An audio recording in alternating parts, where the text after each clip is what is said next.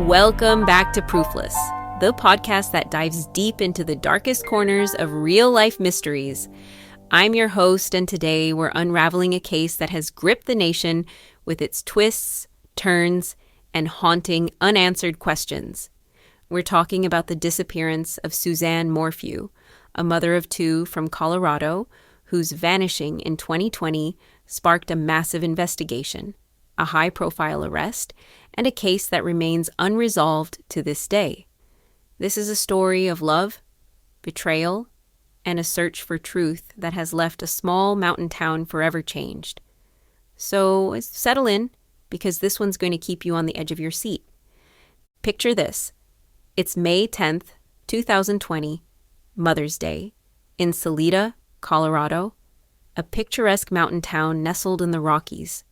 The air is crisp, the scenery breathtaking, with snow-capped peaks and winding rivers drawing tourists and outdoor enthusiasts alike.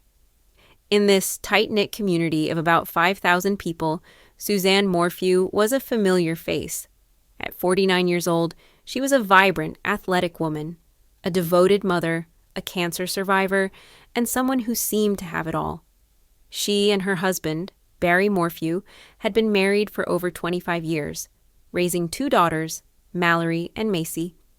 They lived in a beautiful home in the upscale Maysville area, surrounded by pine forests and rugged trails. To outsiders, the Morphews looked like the perfect family, but as we've learned time and again, appearances can be deceiving. Suzanne was known for her love of the outdoors. She was an avid cyclist, often seen riding her mountain bike along the trails near her home. On that fateful Mother's Day, she told her family she was going for a bike ride. It wasn't unusual. Suzanne rode almost daily, a habit that kept her fit and grounded. She left her home around mid-morning, her bike in tow, and that was the last time anyone saw her. When she didn't return home by the afternoon, her daughters grew worried. They tried calling her, but her phone went straight to voicemail. By evening, with no sign of Suzanne, her neighbors alerted the Chaffee County Sheriff's Office, and a search began that would soon capture national attention. The search for Suzanne was massive. Hundreds of volunteers, law enforcement officers, and search and rescue teams scoured the rugged terrain around Salida. They combed through forests, checked riverbanks, and used drones to survey the vast wilderness. Suzanne's bike was found that same day, abandoned in a ravine near County Road 225, not far from her home. It was upright with no signs of a crash or struggle, but her helmet was missing, and so was she. Her phone, wallet, and other personal belongings were also gone, leaving investigators with little to go on. The discovery of the bike raised immediate questions. Had Suzanne been in an accident? Had she been attacked? Or had she left voluntarily? The lack of evidence at the scene made every theory plausible, and every theory frustratingly hard to prove.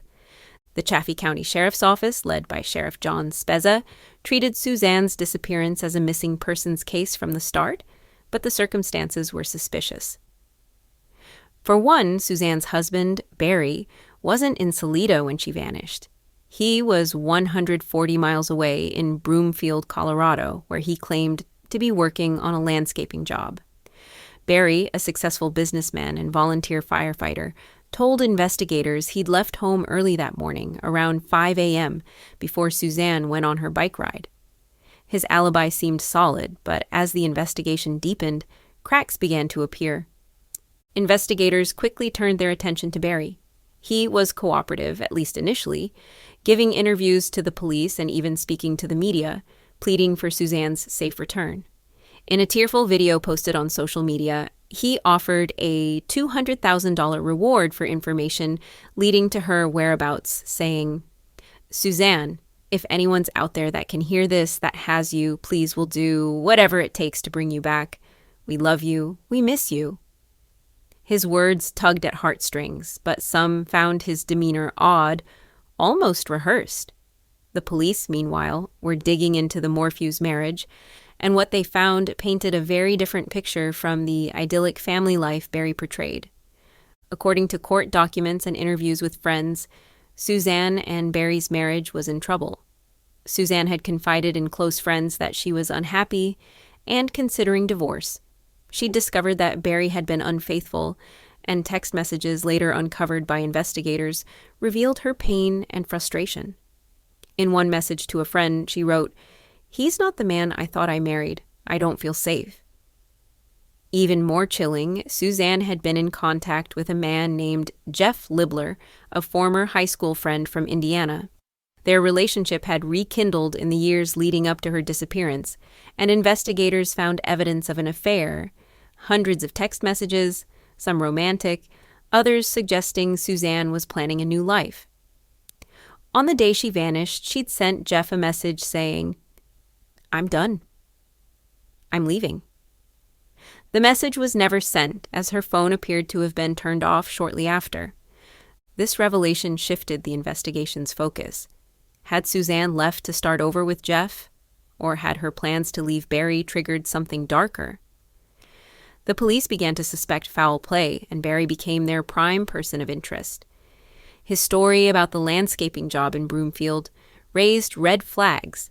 Investigators found that Barry had checked into a Holiday Inn in Broomfield, but had spent much of the day driving around, making multiple stops at remote locations, including a dumpster where he was seen disposing of items.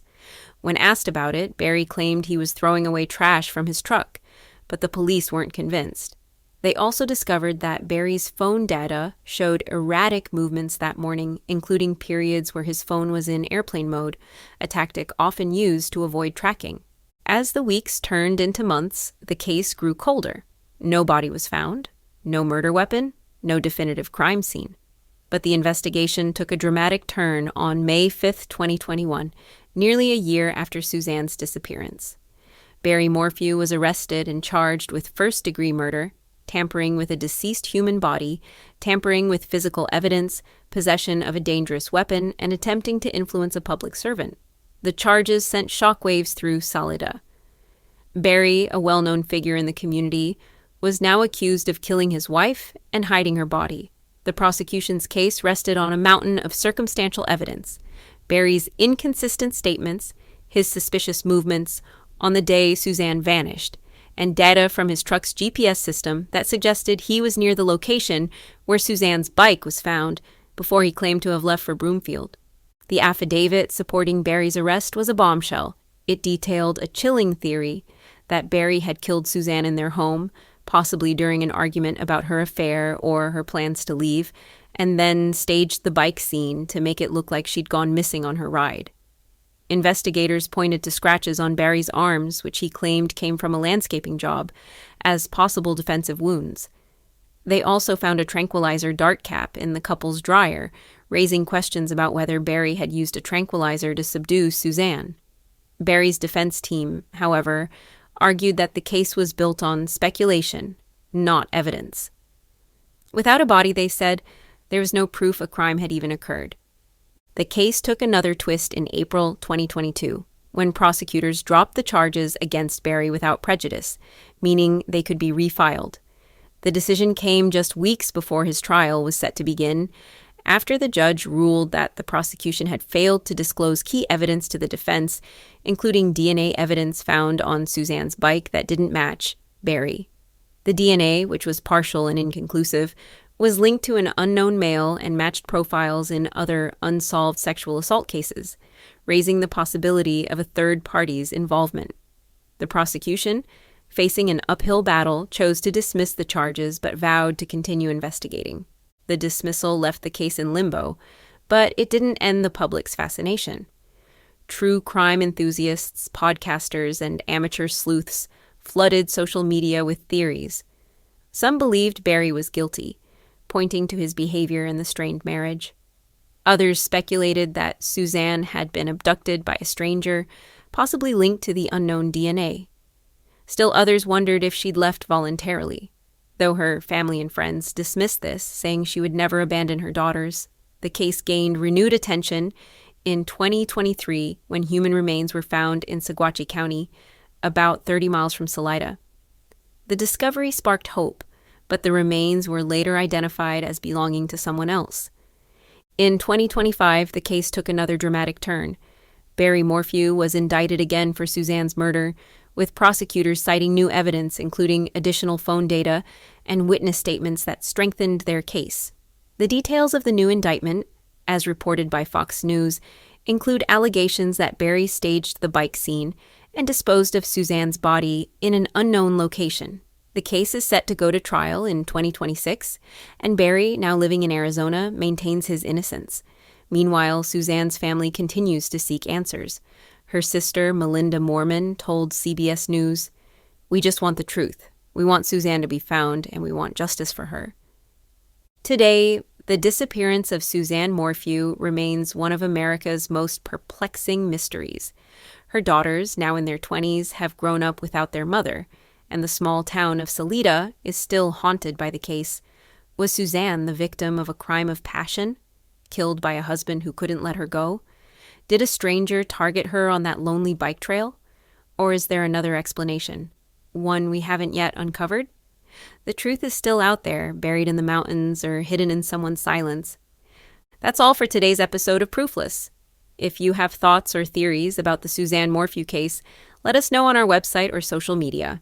And if you're as gripped by this story as we are, check out the resources on our site, including court documents and interviews with those closest to the case. Until next time, keep searching for the truth.